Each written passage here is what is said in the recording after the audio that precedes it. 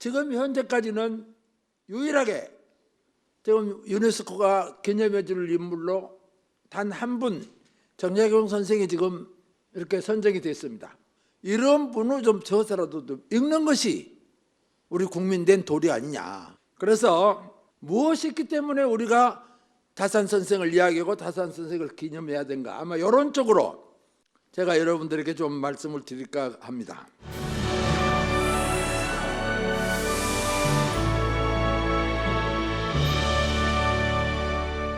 다산은 네 시기로 저는 대체로 구별합니다. 공부하는 시기, 수학기. 태어나서 28세 문과 급제할 때까지. 문과에 급제해서 배설을 그만둘 때까지 38세, 10년간 사환기, 벼슬하던 기간. 내 벼슬을 끝나자마자 벼슬을 못하게 돼가지고 바로 기양 가서 18년을 보내는데 그게 바로 유배살이도 되고 그게 저술기도 되고 그 기간 동안에 거의 500골에 가까운 그 방전 저술을 남겼다. 그리고 57세에 다시 해배가 돼가지고 고향에 돌아와서 마지막 정리기 75세에 눈을 감습니다. 그래서 바로 28세 이게 이제 다산의 본격적인 인생이 시작이 되는데 다산이 28세 1월 달에 문과에 급제해서 합격자 발표가 났는데 이 합격자 발표를 보고 집에 와서 자 나는 이제 내일부터는 이 나라의 벼슬아치가 된다. 자기 각오를 표명한 실 한 수 짓습니다.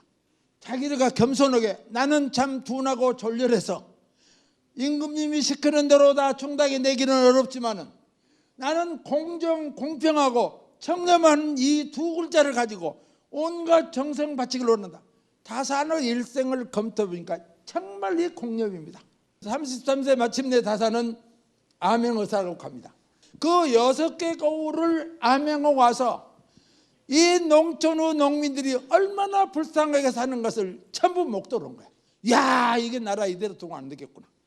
이거 정말 나라 망하겠구나. 새로운 개혁을 짜야 되겠구나. 이렇게 다산은 또 이제 암행의사를 마치고 돌아왔는데 이때부터 이제 문제가 벌어지는 것이 다산과 천주교 문제입니다. 이게 이제 1783년 거기는 평등사상, 남녀평등 일반으로 볼 때는 매우 끌리는 대목들이 많아요. 그래서 다산은 호기심이 많은 사람이 그래서 한때 천주교에 빠진 것도 사실입니다. 그러다가 뭐 벼슬하고 가고 공부하느라고 자기는 별로 힘을 못 썼는데 1791년 이게 신해년인데 이 신해 사옥이라는 게 일어납니다. 그래서 나는 천주교 손을 끊었다. 더구나 나는 유교주의자로서 어떻게 부모의 제사를 안 지를 수 있단 말이냐. 다산은 천주교 신자가 아니라는 게 증명이 됐어. 1801년 이게 이른바 신유년 신유옥사가 벌어지는데 지금 천주교 신자 아니라는 걸 알지만은 애초에 너는 천주교를 옹호했고 천주교에 대해서 선전을 했고 천주교를 믿었고 그러니까 그 죄로 정약전, 정약용 두 형제는 귀양. 정약종은 지금도 믿고 있으니까 너는 목, 일사이적. 한 사람은 죽고 두 사람은 귀양을 간다. 그래서 1801년 다산 40세부터 1818년 다산 57세까지 이게 18년입니다. 이 기간 동안 유배 기간이자 이건 저술기. 우리는 다산에게 가장 불행한 시기로 하는데 지금 우리가 생각해 볼 때는 다산의 가장 왕성한 시기야. 1801년 11월 21일 날 북풍 한설 몰아치는 이 추위에 강길의 밤에 도착을 했는데 온종일 걸어서 배는 고픈데 어디 가서 밥 한 술 얻어먹으려고 집주마다 들어보니 말도 걸어주지 않아. 동문 밖으로 가지고 주모집이 하나 있는데 그 주모에게 주모 내 좀 죽게 생겼어. 나 좀 살려주시오 말이지. 그러니까 이 주모 줬어. 그 대신에 우리 동네 애들 좀 가르쳐 주려고 하십니까? 그래서 골방에 들어가서 앉아서 이 다산의 생각 금득가으라. 이제서 내가 결을 얻었다. 절망을 바로 그 순간에 이기를 기회로 바꿔버린 거야. 이게 다산의 용기입니다. 지금부터 책보자, 지금부터 권력자, 지금부터 저수를 남기자. 이게 다산입니다. 그래서 오늘 다산이 있는 겁니다.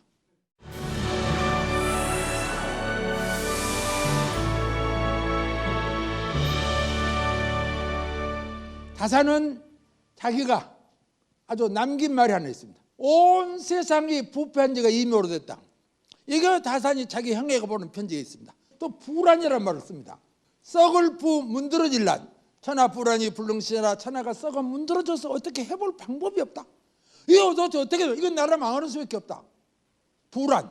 여기서부터 다산의 학문이 시작이 됩니다. 자, 그러면 어떻게 안 섞여 할 거냐? 이걸 전부 다 강구한 것이 다산 저서 500권입니다.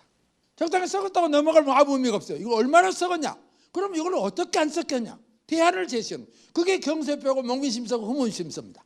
그래서 다산은 첫째, 생각을 바꿔버리지 않고는, 이 우리 국민의 생각, 국민의 정신 상태를 바꾸지 않고는 절대 나라는 이 상태에서 벗어날 수가 없다. 그렇게 보면 결국 나라는 망한다.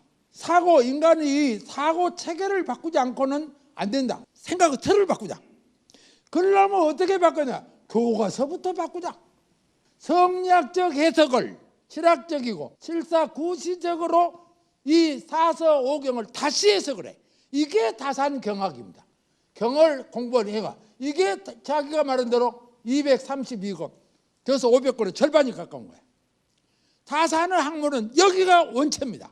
또 두 번째 부패를 막을 방법이 뭐냐? 법과 제도를 고치고 바꾸자. 법제를 개혁하자. 요새 같으면 내부 고발 제도를 보장해 줘야 된다고 해요. 다산은 그 시절에 그런 이야기란 거예요. 우선 토지제도, 전제, 군제, 군사제도, 군제, 병제, 관료제도, 관제, 지방자치, 행정제도, 모든 것을 고치자. 교육제도. 다산은 저서 40권 되는 이 경세표는 어떻게 보면 국가개혁의 마스터 플랜입니다. 마지막, 기술개혁. 다산은 이 기술개혁 없이는 절대로 국부를 정진할 수가 없다. 국부 정진 없이는 절대로 이 부패를 막을 수가 없다. 이용감이라는 이 산하에다가 산학서라는 이 수학 보급기관을 만들어서 수리학을 발전시켜야만 기술 개발이 가능하다. 이거 아주 기가 막힌 이야기입니다. 지금도 이것이 우리 국민 과제로 남아있어. 정말 기술 개발해야 됩니다. 수학을 제대로 가르치고 물리학을 가르쳐서 기초과학이 튼튼해야만 과학기술이 발전할 수 있습니다. 바로 이 세 가지를 따로따로 하니까 다산은 여러분 함께 국가사회가 이걸 굴러가게 만들어야 이 불안한 세상을 종식시킬 수가 있다.